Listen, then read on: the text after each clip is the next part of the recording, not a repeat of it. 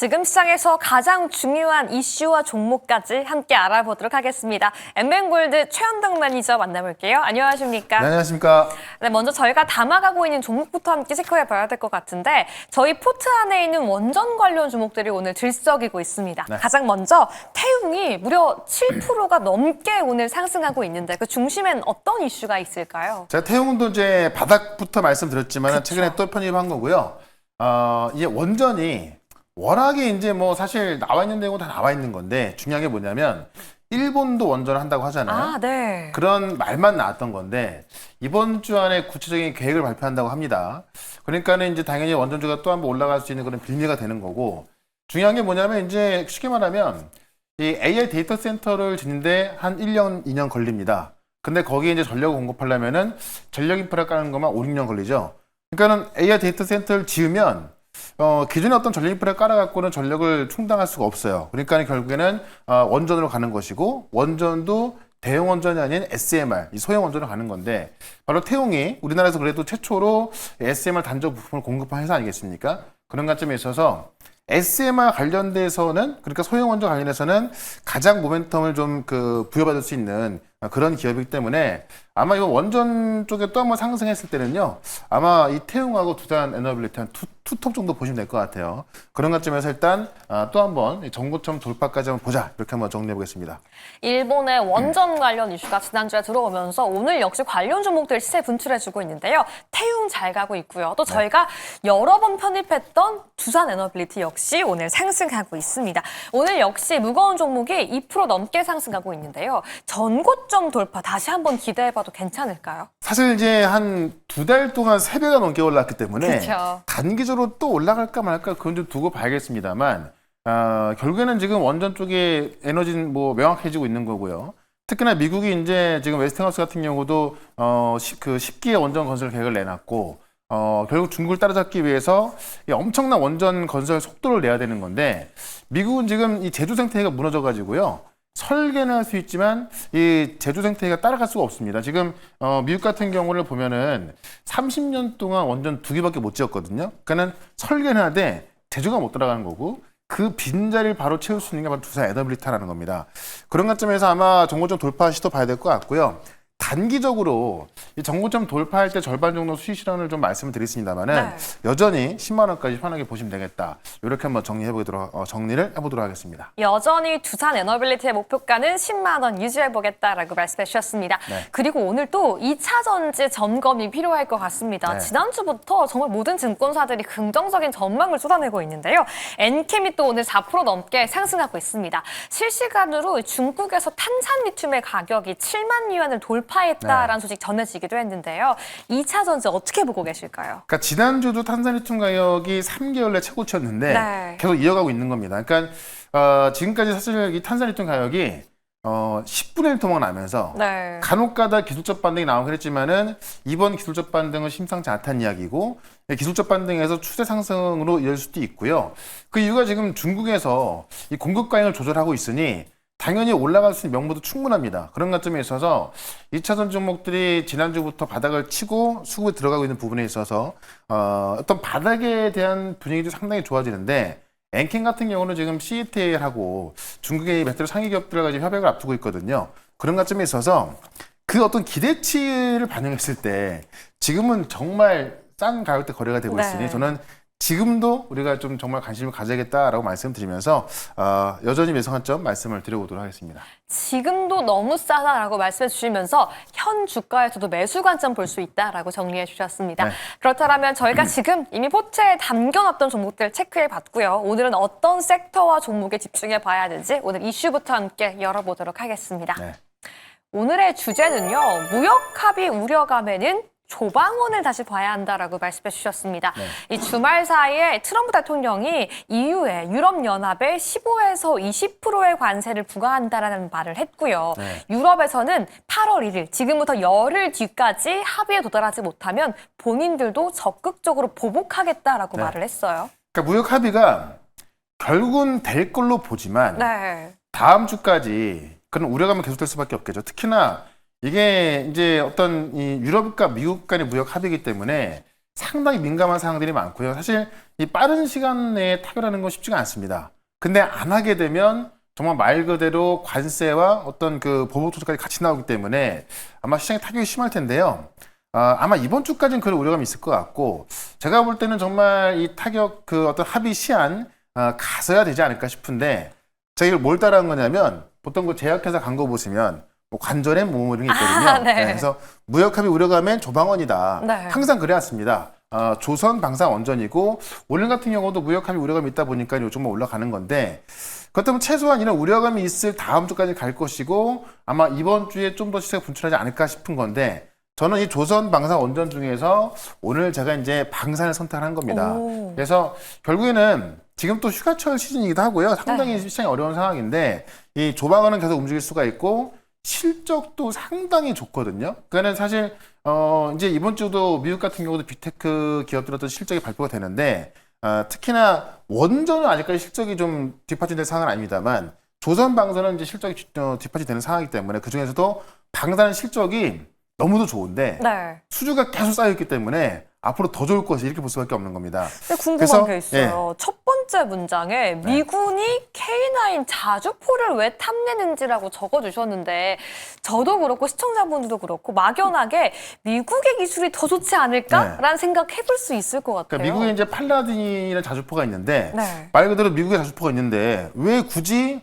이 변방에 있는 한국의 이 K9을 탐내나? 그쵸. 네, 그 이유가 일단 이 팔라딘 같은 경우는 낡았다는 거죠. 낡다 보니까 속도도 느리고 이제 어떤 연사 속도, 연사로 팍팍 발사가 돼야 되는 건데 그 속도가 느리고 또 자동화가 부족하다는 겁니다.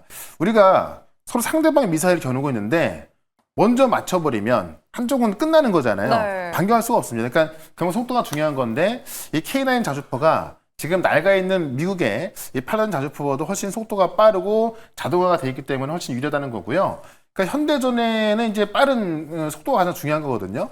특히나 지금 우크라이나전 같은 경우도 드론전이었듯이 정말 속도가 중요한 거라서 이 미군조차도 지금 K9 자주포를 이제 쓰려고 좀 검토하고 있는 겁니다. 네. 그래서 미군과 비교했을 때 사거리가 훨씬 길고 빠르고 연사가 가능하고 또 자동화까지 가능하기 때문에 훨씬 유리하다라는 겁니다. 근데 그런 자주포가 가격까지 싸다. 오. 이게 반값도 안 되는 거거든요. 독일보다 네. 반보다 더 싸다라는 그렇죠. 거죠. 그러니까 우리가 어떻게 보면 이미지가 이렇게 말해도 좀 그렇지만 뭐 싼마이라고 얘기하잖아요. 가성비. 그러니까 과거에 중국 제품 같은 경우는 되게 싼데 네. 뭐 짝퉁이다 그런 게 있었는데 싸기 때문에 그런 이미지가 생길지 모르겠지만은 지금 우리의 무기가 어떤 유럽이라든가 이 중동으로 수출이 돼서 많이 사용하고 있단 말입니다. 네. 그러니까는 이 가성비에서도 이제 인정을 받고 있는 거고 그런 관점에서 있어서 싸지만 좋은 무기를 좀 평가를 받고 있는 겁니다. 그러니까 이게 이미 많은 나라에서 검증이 되고 있다는 거죠. 폴란드, 노르웨이, 핀란드에 수출됐고요. 특히나 이 미국의 우방구인 인도와 호주에서도 평가를 잘 받으면서 어떻게 보면은 이제 싸지만 더 좋은 무기가 되는 거고 특히나 유럽 같은 경우는 지금 주문하면 몇 년 걸린다고 합니다. 네. 왜냐면 이 유럽 같은 경우도 이제 이 방산에 대한 생태계가 무너져 있기 때문에 바로바로 생산하기 쉽지 않은데 우리는 지금 이제 막 시작하는 부분이기 때문에 잘 만들어져 있는 거죠. 그런 건 좀 유리한 거고. 자, 이제 아직까지는 미국만 안 썼을 뿐이지 미국 우방국보다 다 쓰고 있는 건데 미군이 쓰게 되면은 글로벌 표준이 됩니다. 그러니까 사실 뭐 전 세계적으로 어떤 미국의 연합군이라든가 미군이 들어가 있지 않습니까?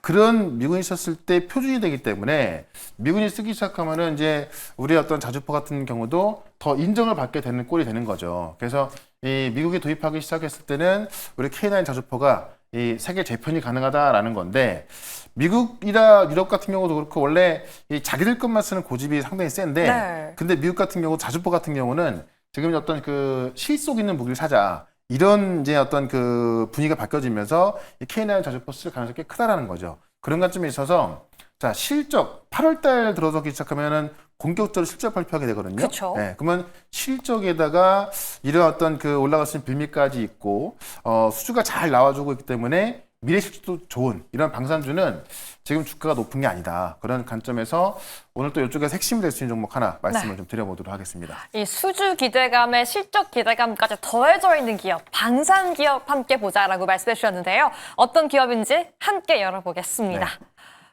많은 분들이 K9 자주포 나왔을 때 이미 좀 눈치를 챘을 것 같습니다. 실적 시즌 준비하면서 한화 에어로스페이스를 보자라고 말씀해 주셨어요. 그러니까 가장 중요한 게 실적인데 사실 실적 시즌에 실적 서프라에 맞는 그 눈높이 맞는 실적을 발표할 기업들이 많지가 않거든요. 근데 지금까지 보시면 작년부터 이번 연도 봤을 때 이 방산 기업들 실적을 발표하게 되면은 우리가 기대했던 그 이상으로 발표하고 있는데 지금도 지금 방산주들 실적이 컨센을 보게 되면은 점점 높아지고 있단 말이죠.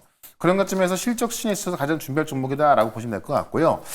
대표적으로 이제 그 우리 3대 방산주가 있죠. 하나에로스페이스, 현대로템, LIG 넥슨인데 이 하나에로스페이스가 대표적인 방산주다. 일단 미사일 체계에서 본다면은 이 LIG 넥슨이 이제 종합적인 그 체계 종합을 담당하면서 이 하나에로스페이스가 이제 발사대와 차량을 공급하고요. 현대로템 그 하나 시스템 같은 경우 레이더 생산하고 뭐 그런 상황인데 하나 에어로스페이스는 말 그대로 에어로스페이스가 좀 들어가 있잖아요. 그러니까는 어떤 그 공군 쪽을 좀 담당하고 있다는 거죠. 네. 그래서 이제 항공 엔진이나 이 방산 쪽에서도 이제 뭐 그 미사일부터 지상 무기까지 같이 있는 거고 이 우주까지 같이 커버하게 되는 거고요. 현대로템 같은 경우는 이제 그 전차보다 장갑차, 뭐 철도 이쪽인 것이고 이 LIG 넥슨 같은 경우는 뭐 미사일, 유도모기, 뭐 수소 인프라 이쪽입니다. 그래서 각각의 어떤 그 3대 방산주가 역할이 있습니다만은 이 종합적인 포트폴리오에서 가장 유리한 게 하나 에어로스페이스라는 겁니다. 그래서 지금 하나 디펜스를 통해서 K9 자주포, 이 레드백이라는 그 보병 전투 차량이 있는데 우리가 이제 그 수송 차량이 있고 전투가 가능한 장갑차 같은 게 있는 건데 그 두 개를 다 합쳐놓은 게 레드백이거든요. 그래서 네. 이것도 지금 유럽부터 지금 뭐 호주까지 들어가고 있는 거기 때문에 이게 방산에 있어서 어떤 유럽 쪽에서 또 K방산하면은 어떻게 보면 좀 신흥 강자라고 좀 해야 될 것 같아요. 그런 쪽에서 좀 떠오르다 보시면 될 것 같고 이게 이제 아마 그냥 그 유튜브에서 이 영상을 좀 찾아보신다면은 아마 우리나라 어떤 기술력이 얼마나 뛰어난지 좀 알 수 있을 것 같습니다. 그래서 이런 상황에다가 가장 중요한 실적인데 자 1분기 실적도요 어마어마한 서프라이즈 나와서 항상 이 서프라이즈 나와서 신고가를 뚫으면은 주가가 정말 높아 보이고 네. 특히나 하나 에어로스페이스 같은 경우 최근 몇 년 동안 보시면 거의 뭐 템베거 종목이 돼버렸잖아요. 주당 단가가 정말 네. 비싸요. 많이 올랐음에도 불구하고 많은 분들이 과연 더 갈 수 있을까라는 건데 이거를 현재 실적을 대입해서 계산해 보면은 더 갈 수 있다는 결론이 난다는 거죠. 그러니까 우리나라 방산주가 이 미국 방산주에 비해서 훨씬 저평가 받고 있기 때문에 실적으로 본다고 한다면은 차트를 보시면 높아 보입니다만 실적으로 봤을 때 높은 가격대 아니라는 겁니다. 그래서 1분기 실적 이후에 2분기 서프라이즈까지 좀 받고 있는 건데 최근에 컨센이 올라가고 있다는 거고 하나 에어로스페이스 같은 경우는 2분기 영업이익이 이제 8천 넘게 보고 있거든요. 이게 원래 7천억대 이상이 되고 있던 건데 점점 컨센이 높아지고 있다라고 보시면 될 것 같고요. 루마니아 레드백 4조 원대가 있고 사우디의 천무, 그다음에 탄약, 방공무기 이런 수출 파이프라인이 유럽을 통해서 가장 계속 확대가 되고 있는 겁니다. 그래서 이런 것도 봤을 때 지금 2026년도 수출 비중이 21년 때가 12%였고요. 지금 26년 62%. 수출이 5배가 늘어나고 있기 때문에 글로벌 수출 기업으로 보시면 되겠다라고 말씀드리면서 차트 한번 보도록 하겠습니다. 좋습니다. 많은 분들이 그 가격 전략도 궁금해 하실 것 같은데요. 일단 지금 현 가격대에 진입한다라면 비중은 또 얼마의 기간 동안 투자해야 되지 이런 고민도 드실 것 같아요. 이게 지금 제가 실적을 말씀을 드렸잖아요. 실적 이후에 봐야 될 게 그러면 다음 실적은 그게 궁금할 텐데 그 수주를 봐야 되거든요. 근데 지금 이 지상 방산 수주만 31조가 쌓여 있고요. 이제 항공 포함하게 되면은 62조가 쌓여 있습니다. 그러니까 그런 것도 실적으로 연결될 수가 있는 거고 지금 이 유럽이나 이런 그 방산 산업을 봤을 때 그 실적이 이제 반영되는 속도는 더 빠를 수밖에 없다라고 말씀드리면서 일단 정고점을 넘어갈 때는 뭐 일부 수익실은 가능하겠습니다만 일단 목표가는 제가 110만 원까지 말씀을 드리고 손절가는 최근에 저점이었던 75만 원으로 대응을 해보도록 하겠습니다. 좋습니다. 가격 전략 함께 세워봤고요. 오늘 같은 경우에는 오후 4시에 무료 방송이 준비가 되어 있다고요? 네, 4시에 무료 방송이 있는데 이번 주와 다음 주 이 무역 합의를 앞두고 시장이 좀 변동이 나올 가능성이 꽤 큽니다. 그래서 항상 제가 이 무역 합의가 됐을 때와 안 됐을 때 또 그 우려감이 있을 때 어떤 종목으로 접근하는지 말씀드렸고 여기서 순환만만 잘하시면 계속해서 줄줄이 수익을 이어갈 수 있거든요. 그런 방법과 그런 전략, 종목까지 말씀을 드릴 거니까 4시 시작하는 무료 방송 유튜브에서 최현덕으로 검색하시고요. 실시간 방송으로 유튜브에서 들어오시면 되겠습니다. 네, 오늘도 지금 시장에서 꼭 봐야 하는 종목과 이슈까지 함께 알아봤습니다. 여러분 투자에 도움되었기를 바라면서 최현덕 매니저 보내드릴게요. 감사합니다. 네, 고맙습니다.